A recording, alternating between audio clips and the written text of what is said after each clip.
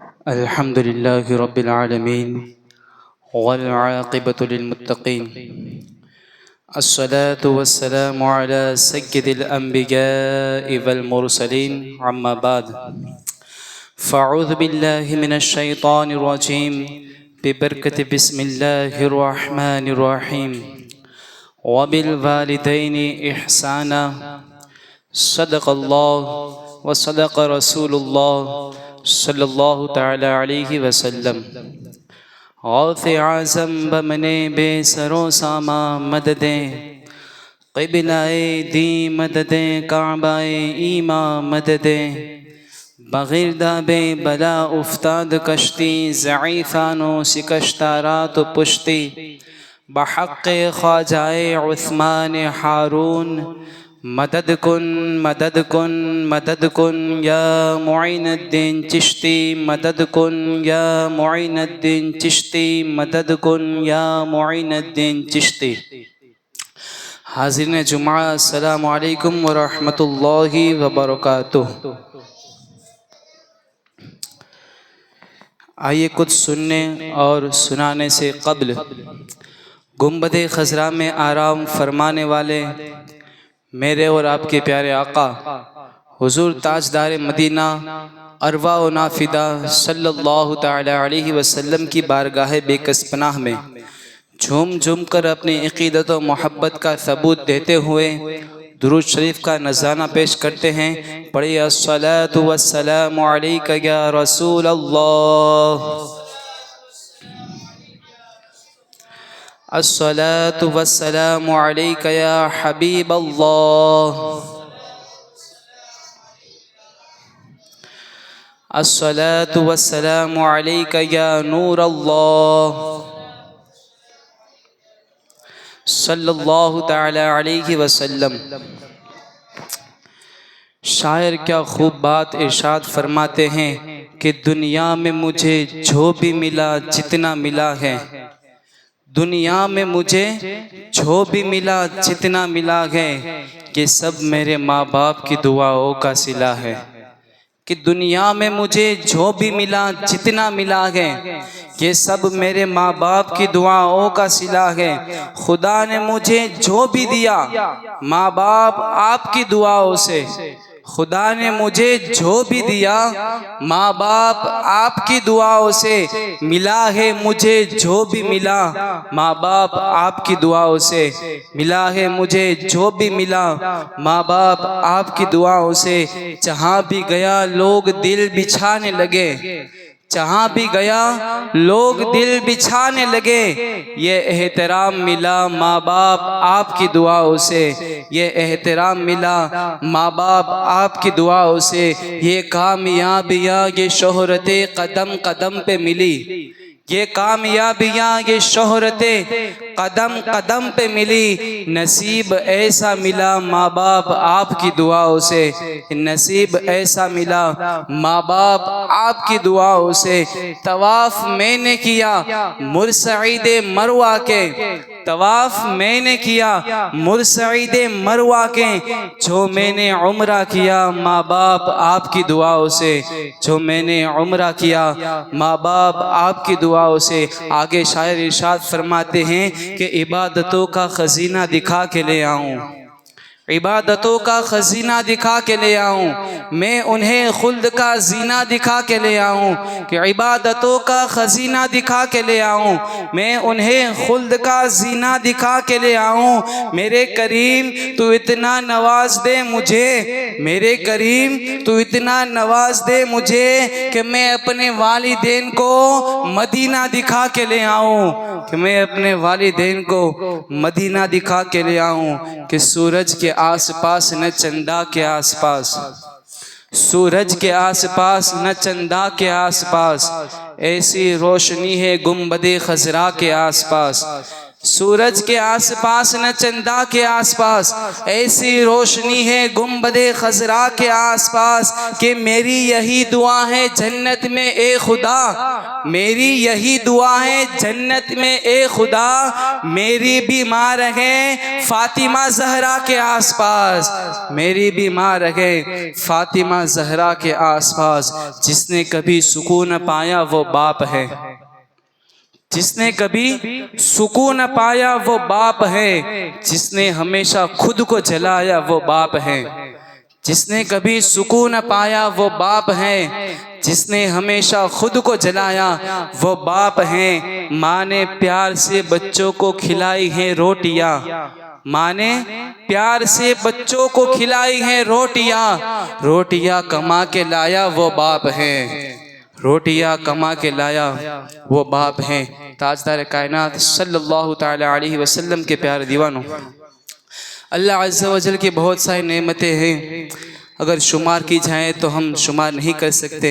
जैसे कि ये ज़मीन, ये भी अल्लाह की नेमत है, ये आसमान, ये भी अल्लाह की नेमत है, ये चरिंद परिंद, ये भी अल्लाह की नेमतें हैं, पेड़ पौधे दरख्त, ये सब चीज़ें अल्लाह ताला की नेमत हैं। आज जो मस्जिद के अंदर ठंडी हवा देने वाला एसी है, ये भी अल्लाह की नेमत है। आज हम यहाँ पे आराम और सुकून से बैठे हैं, ये भी अल्लाह की नेमत है। अल्लाह अज़्ज़ा व जल कुरान मजीद में इरशाद फरमाता है कि ए बंदो, अगर तुम मेरी नेमत को शुमार करना चाहो तो तुम शुमार नहीं कर सकते। ये बात हक है कि अल्लाह की नेमत बहुत ज़्यादा है, बेशुमार अल्लाह की नेमत है, मगर इन तमाम नेमतों में से सबसे ज़्यादा, सबसे अफजल, सबसे बेहतरीन नेमत अगर किसी को गिना चाहे तो वो नेमत का नाम माँ है।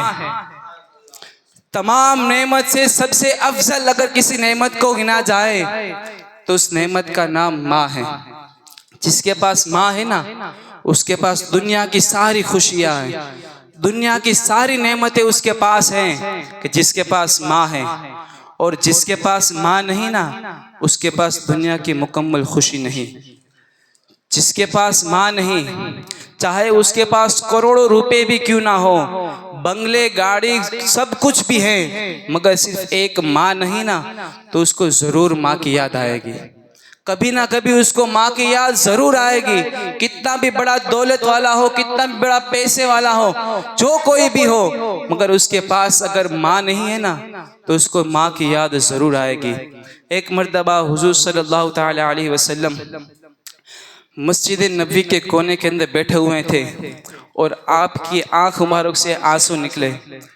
जैसे सहाबा इकराम ने देखा कि हुजूर सल्लल्लाहु ताला अलैहि वसल्लम रो रहे हैं, तो सहाबा इकराम हुजूर सल्लल्लाहु अलैहि वसल्लम की खिदमत के अंदर हाजिर हुए और अर्ज़ किया कि या रसूलल्लाह सल्लल्लाहु ताला अलैहि वसल्लम, हमारे माँ बाप आप पर कुर्बान, आप क्यों रो रहे हो? आपको किस गम ने सताया है? आपकी आंख में आंसू किस वजह से आया है? तो ज़रा ध्यान से सुनना नौजवानों, मेरे आका सल्लल्लाहु अलैहि वसल्लम इरशाद फरमाते हैं कि आज मुझे मेरी माँ आमिना की याद आती है, आज मुझे मेरी माँ आमिना की याद आती है। आज मैं इसीलिए रो रहा हूँ कि मुझे मेरी माँ आमिना की याद आ रही है। हुजूर सल्लल्लाहु अलैहि वसल्लम ने इरशाद फरमाया, ए सहाबा, क्या मैं तुम्हें एक बात ना बताऊं? सहाबा ने अर्ज किया कि या रसूलल्लाह सल्लल्लाहु अलैहि वसल्लम ज़रूर इरशाद फरमाए। हुजूर सल्लल्लाहु अलैहि वसल्लम ने इरशाद फरमाया कि जब मैं ईशा की नमाज पढ़ा रहा होता, मुसल्ला इमामत पर खड़ा होता, यहाँ तक कि मेरी 2 रकात कंप्लीट हो चुकी होती, मेरी 2 रकात ख़त्म हो चुकी होती, मैं कायदा उला के अंदर बैठा होगा, और अगर मेरी माँ आमिना मुझे आवाज़ देती, ए बेटा मोहम्मद जरा इधर आना, सिर्फ इतना कहा और हुजूर खामोश हो गए। फिर सहाबा ने अर्ज किया, या रसूलल्लाह सल्लल्लाहु अलैहि वसल्लम, फिर आप क्या करते? हुजूर सल्लल्लाहु अलैहि वसल्लम ने इरशाद फरमाया कि अगर मैं मुसल्ला इमामत पर खड़ा होता, ईशा की नमाज पढ़ा रहा था, 2 रकात मेरी पूरी हो चुकी होती, और अगर मेरी माँ आमिना मुझे आवाज़ देती, ए बेटे मोहम्मद ज़रा इधर आना, तो मैं नमाज को छोड़कर, नमाज को तर्क कर कर लब्बैक या उम्मी कहता हुआ अपनी वालिदा की खिदमत के अंदर हाजिर हो जाता। नमाज को तर्क कर कर हुजूर फरमाते हैं कि अपनी वालिदा की खिदमत के अंदर हाजिर हो जाता। यहाँ पे रुक के मेरे नौजवानों में बहुत ही अफसोस के साथ अर्ज करना चाहता हूँ, आज हम घर के अंदर बैठे होते हैं, मोबाइल फ़ोन हाथ में है, कोई पबजी खेलता है, कोई फ्री फायर खेलता है, कोई यूट्यूब के अंदर वीडियोस देखते हैं। और अगर हमें आज हमारी माँ या हमारे बाबा जान बुलाते हैं तो उनको हम बहुत ही ज़ोर से ना कहते थे मुझे नहीं आना, मैं पूरा दिन काम करके थक गया हूँ, अभी तो मुझे आराम करने दो।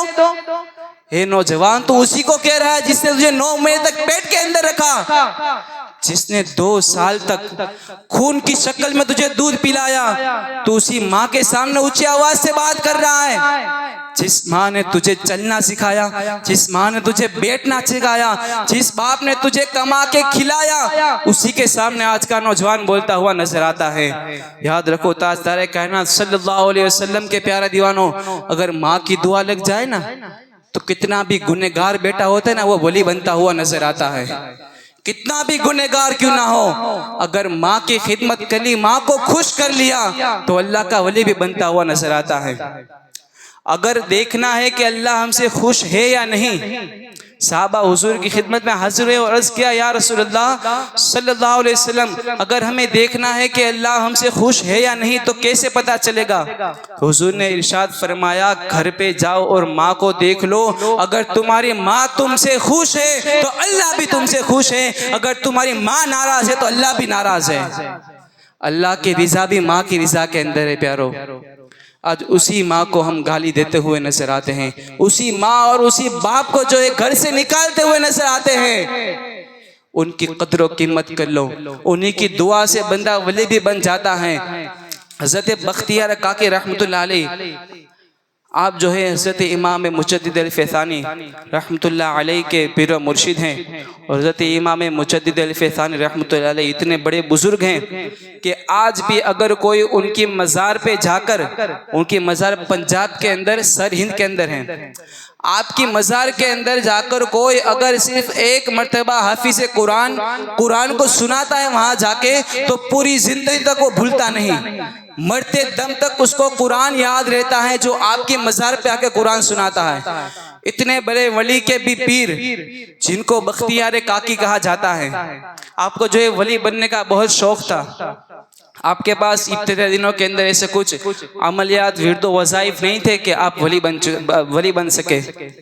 आप एक मर्तबा गमगीन होकर घर के कोने के अंदर बैठ गए और आपकी वालिदा आपके पास आई और कहा कि बेटे क्या हुआ, क्यों गमगीन हो?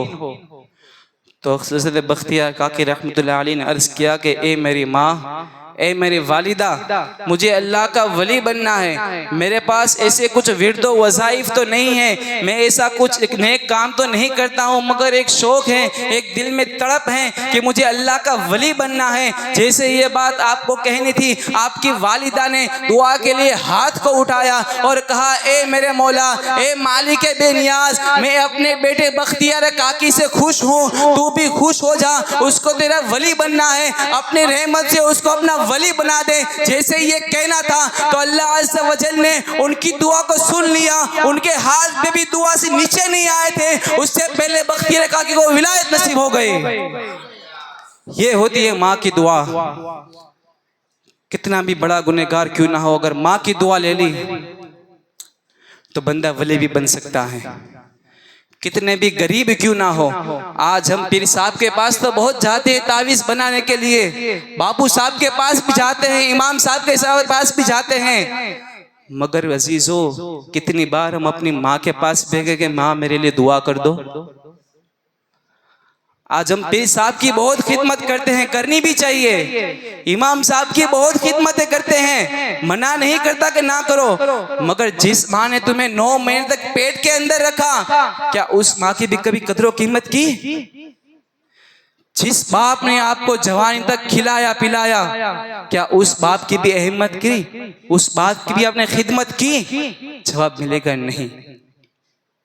हर शौक पूरे किए हमारे बाबा ने हमारे लिए, और हमारी माँ खुद किले के अंदर सोई और हमें सुख के अंदर सुलाया, क्या उसी माँ के लिए हमने क्या किया आज तक?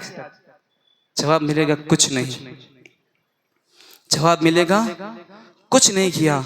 याद रखो, माँ की दुआ लो, माँ की दुआ से तकदीरें बदलती हैं। माँ जब दुआ करती है ना तो अल्लाह का अर्श जो जुम्बिश करने लगता है, अल्लाह का अर्श हिलने लगता है। अल्लाह अज़्ज़ व जल फरमाता है, ए अर्श तू हिलता क्यों है, तू रुक जा। तो अल्लाह का अर्श अर्ज करता है, ए मेरे मौला, ए मालिक बेनियाज, आज मैं कैसे रुकूं। एक माँ ने अपने बेटे के लिए दुआ की है, जब तक तू उसकी दुआ को कबूल नहीं फरमाता मैं हिलना बंद नहीं करूंगा। अल्लाह अज़्ज़ व जल इरशाद फरमाता है, ए अर्श तूने हिलना बाद में शुरू किया, उससे पहले हमने उसकी दुआ को कबूल कर लिया है। तूने हिलना बाद में शुरू किया, उससे पहले हमने उसकी दुआ को कबूल कर लिया। ये है माँ की दुआ। हुजूर सल्लल्लाहु अलैहि वसल्लम इरशाद फरमाते हैं, अगर किसी को शौक है ना कि काबे की चौखट को चूमे, यहाँ तक के जन्नत की चौखट को चूमे, तो घर पे जाके वालिदा के कदम को चूम ले, अल्लाह अज़्ज़ व जल काबे की चौखट चूमने का सवाब अता फरमाएगा। आगे सहाबा ने अर्ज किया कि या रसूलुल्लाह सल्लल्लाहु अलैहि वसल्लम, मैं इतना खुश नसीब नहीं कि मेरी माँ आज जिंदा है, मेरी माँ का इंतकाल हो चुका है, तो मैं क्या करूं। तो हुजूर सल्लल्लाहु अलैहि वसल्लम ने इरशाद फरमाया कि कब्रिस्तान में जा, अपनी माँ की कब्र के पास जा और अपनी माँ की कब्र को बोसा दे, अल्लाह अज़्ज़ व जल तुझे काबे की चौखट चूमने का सवाब अता फरमाएगा। और सहाबा ने अर्ज किया कि या रसूलल्लाह सल्लल्लाहु अलैहि वसल्लम, मुझे ये भी मालूम नहीं कि मेरी माँ की कब्र कहाँ पे है, मुझे ये भी मालूम नहीं कि मेरी माँ की कब्र कहाँ पे है। अब मैं कैसे कब्रिस्तान जाऊंगा, उनकी कब्र को ढूंढूंगा और कैसे मैं बोसा दूंगा।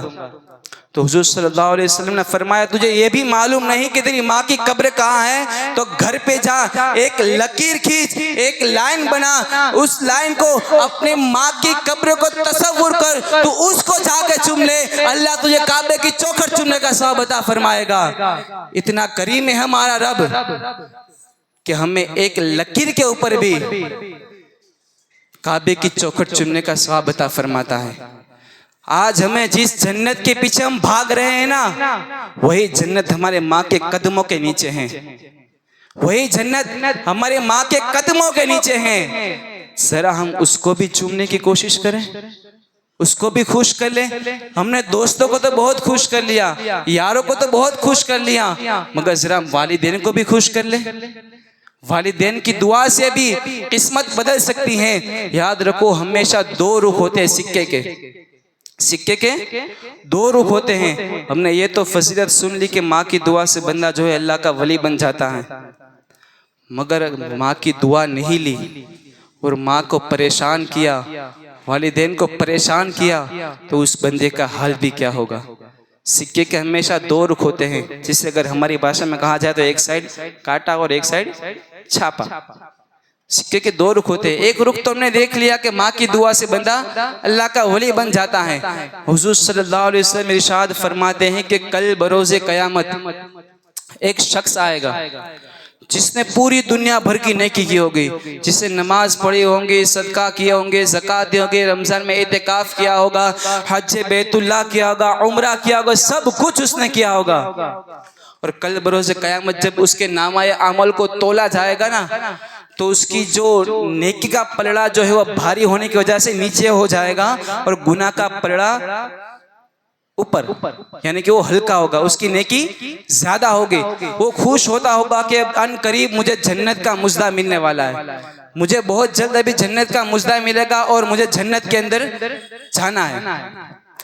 उसी वक्त एक कागज का छोटा सा टुकड़ा जो है उसके गुनाह के पलड़े के अंदर आके गिरेगा, और जैसे ही वो छोटा सा कागज का टुकड़ा गुनाह के पलड़े के अंदर आके गिरेगा तो उसका गुनाह का पलड़ा जो है भारी हो जाएगा, उसका नेकी का पलड़ा जो है वो हल्का होकर ऊपर चला जाएगा। अल्लाह अज़्ज़ व जल इरशाद फरमाता है, ए फरिश्तों, इसको मुंह के बल घसीटते हुए जहन्नम के अंदर डाल दो। तो वो बंदा अर्ज करेगा, ए मौला, ए मालिक बेनियाज, ए परवरदिगार आलम, मैंने दुनिया में रहकर नमाज़ें पढ़ी, ज़कात दी, सदकात किया, हज की, उम्र किए, मैंने तमाम नेक काम किए, मगर इस छोटे से कागज के टुकड़े के अंदर ऐसा क्या लिखा है जिसकी वजह से मेरी पूरी जिंदगी की नेकी जो है वो बर्बाद हो चुकी है। तो अल्लाह अज़्ज़ अज़्ज़ व जल इरशाद फरमाएगा, ए बंदे, इस कागज के टुकड़े के अंदर लिखा ये है कि तूने पूरी जिंदगी के अंदर अपने माँ या बाप के साथ सिर्फ एक मर्तबा ऊंचे आवाज से बात की थी। बस इसी गुनाह की बदौलत अल्लाह ने तेरी पूरी जिंदगी की नेकी को बर्बाद कर दिया है।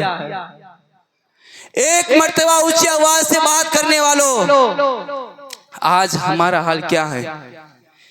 हमने कितनी मर्तबा वालिदैन के साथ ऊंची आवाज से बात की है, और यहाँ ऊंची आवाज से बात करने की बात तो बहुत दूर की है, हम तो यहाँ गाली देते हुए नजर आते हैं। अल्लाह अकबर, इल्ला माशाअल्लाह, वालिदैन को गाली देते हुए नजर आते हैं।